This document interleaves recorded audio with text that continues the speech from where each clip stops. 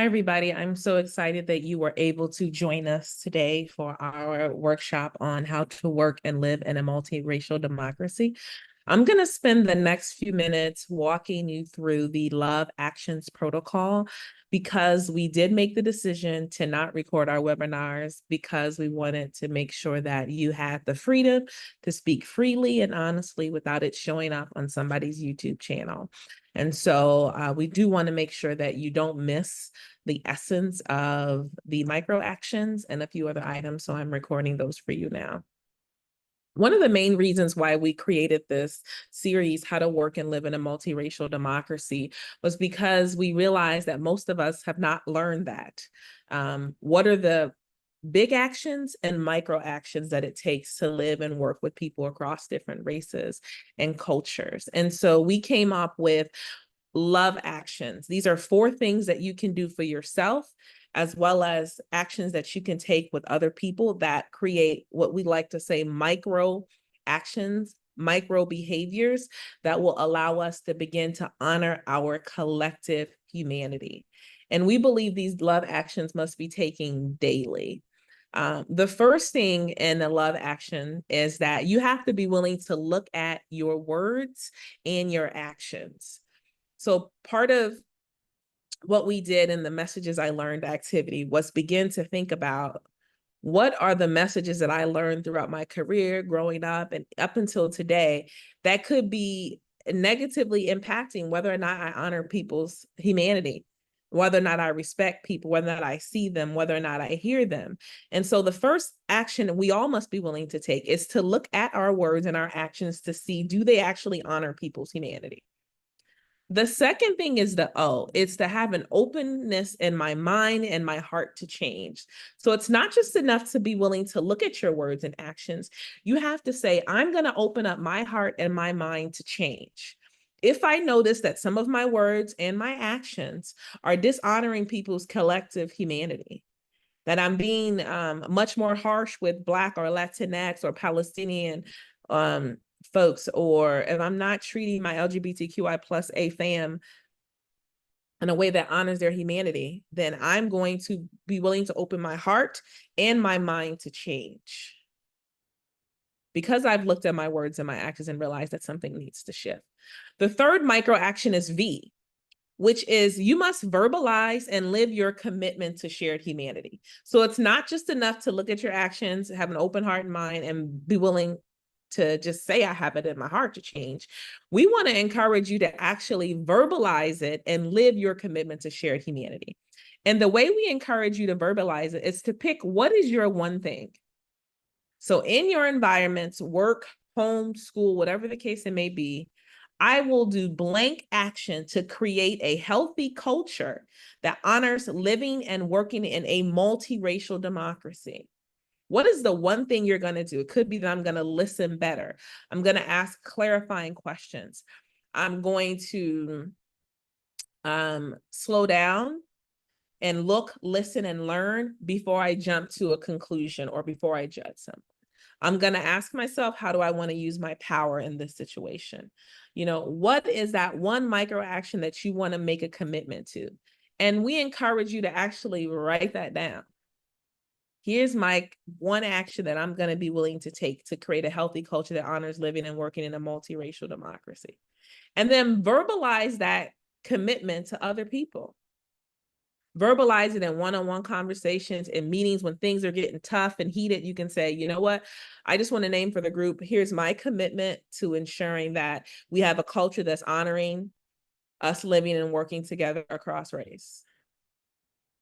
You could start your team meetings. You can start any difficult conversations. You can start conversations on your campus right now or in your workplace right now that's looking at how do we have dialogue about differences in a time where it's so polarized. You can start with this statement.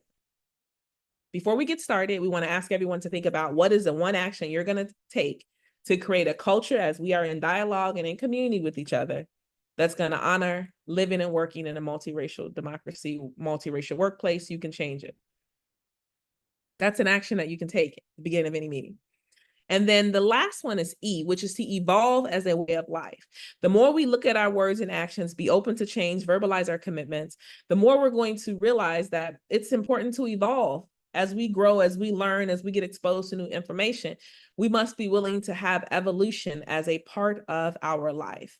And so we consider these things to be daily love actions because there's 4 small micro actions that can be done sequentially or individually in order to honor our collective humanity, honor us in a way that we see, hear, and respect people. There's 2 more things I want to say here. Number 1, this is a great handout for you to print out and put it on your door, have it publicly posted in your office space.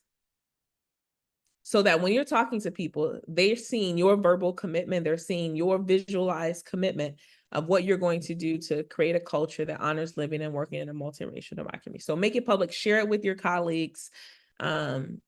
This can be a great activity for you to do with your team, especially if you're working in areas where you're going to be on the front lines of dealing with debate, of dealing with discord. If you're on the front lines of trying to build harmony or to build unity or build community, this love activity you could do within a group context. You could do it with your teams, you could do it with your teams, or you could do it one-on-one with people. So this can be used in multiple different ways. The second thing I will say to you is that these love micro actions can be used in the moment if you're trying to, say, de-escalate a situation that's gotten a little hot. So you can have 2 people that are kind of in a meeting and they're going toe to toe about their different perspectives. And you can say, okay, can we just take a pause moment? Let's look at our words. Let's look at our actions. Are what we doing here right now, our words and our actions, are they honoring our collective humanity? Is it honoring the multiple identities that's in the space?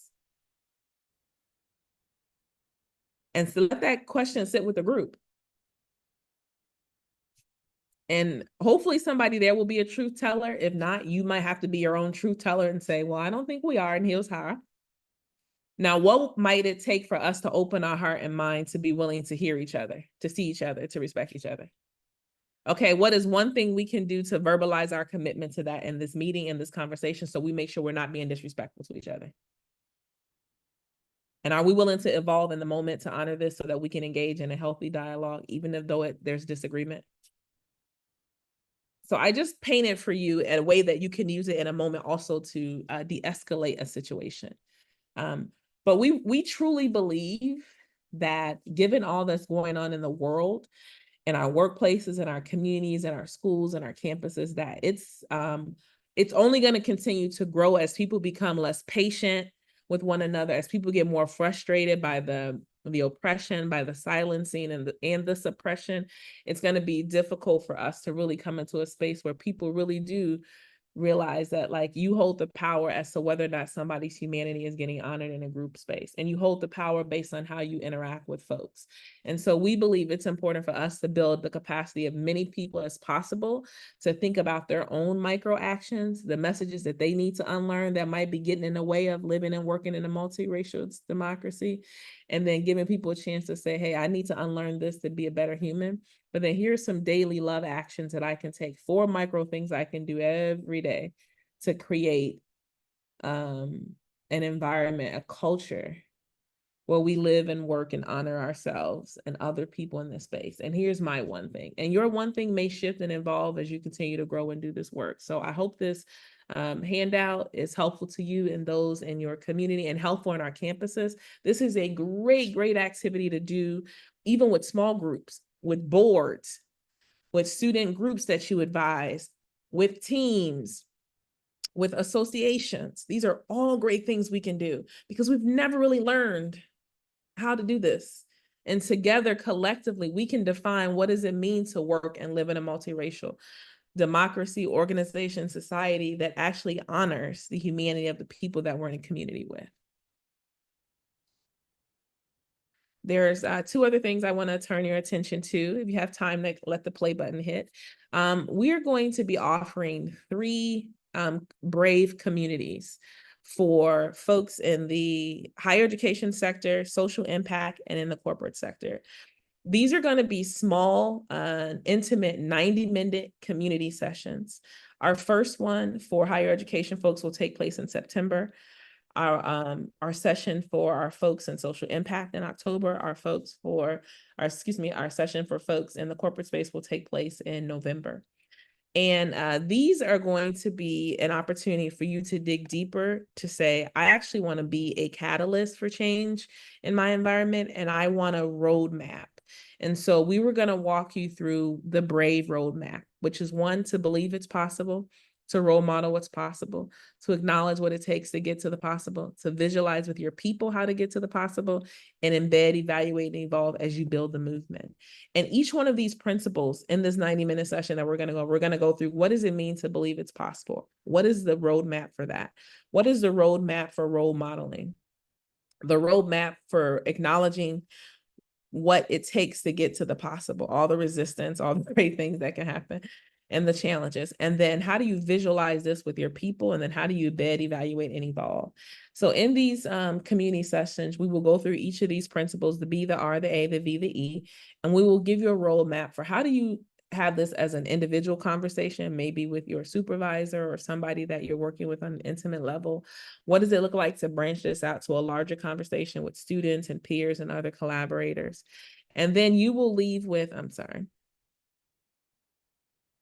and you will leave with an actual blueprint that would be a tool for you to be able to go and do this in your own campus environment. You will get the opportunity to network with like-minded individuals. So this will be other higher education people that'll be in the space with you going through this activity.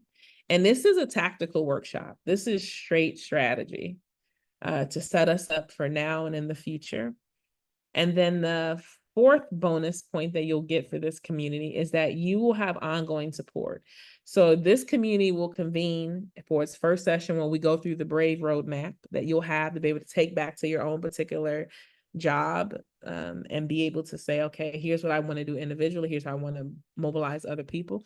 And again, this is all around micro actions, all around building a movement, starting to bring people in bit by bit, and getting ahead of the division and the vitriol that's coming globally. We'll check in with you at 60 days from your community session. We'll all come back together and say, how's it going? How's the BRAVE roadmap going? What's working, what's not working? Where do you need support? We'll have a consultancy protocol that would allow you to be able to kind of work through some challenges that you have. And then we're going to check back in with you 120 days later. So we're going to come back to you at the 2-month mark, and then we'll come back to you again at the 4-month mark. And we'll be able to check in to say, okay, what's happening? How's it going? How did the adjustments go? What worked? What did work? So this is going to allow us to check in with you, before, sort of a lot of the things that are happening towards the end of the year. And then we'll check in with you in the upcoming year in 2025. So we're really excited about this because it is a different way for us to be able to give people a detailed, here's a roadmap for how to be brave to work and live in a multiracial democracy. We're going to do it in 90 minutes. It's really going to be a tactical time. You'll be with other people in your career area. And then we're going to come back and check in with you in 60 and 120 days to see where you might need additional support, to cultivate the collective brilliance in the group, to see what's working, what's not working, what trends are we noticing, how do we need to tweak things to support people on the ground. And then you'll get it again at 120. And we're going to be providing this brave space, this brave community just for $100. It's the lowest that we've ever offered any of our spaces. But for us, it's about trying to build people's capacity, both in large and small ways, where finances are not a barrier, so that they can come in and get what's needed so that we can really build a world that's much more compassionate and much more caring. And the last thing here is our anchors and sanctuaries. And I briefly talked about this in this section, but anchors are things that you do in the moment to ground you. And given all that's going on in our context, we all need anchors and we all need sanctuaries. Anchors are things like if you find yourself feeling frustrated, or you find yourself, your blood pressure is going up, and you might pop, you say, what is something I can do to ground myself in the moment to let me know everything's going to be okay? You might say to yourself, I have power and choice. You might choose to practice gratitude in the moment. You might choose to recite your core values. It's something you can do in the moment to ground you. Sanctuaries are things that you do every day that are daily renewal practices that they just feed your spirit. It's not about the movement. It's not about justice. It's not about DEI. It's not about leadership. It's just about you tending to your soul as a person so that you can wake up every day in your right mind and be able to get through this thing called life. Some of these practices we encourage people to have: walking in nature, exercising, maybe having your favorite drink, listening to music, doing your favorite hobby. These are all things that you can do in the moment. Excuse me, these are all things that you can do daily to just still yourself. So we encourage everyone to have both an anchor and a sanctuary that will allow them to be able to progress through what is now and what will be a very interesting future for years to come. Thank you all so much for joining us. And I hope that the L.O.V.E actions are helpful to you, that you think about joining our brave community, and that the Anchors and Sanctuaries resource is also helpful. Take care. Have a fantastic rest of your day.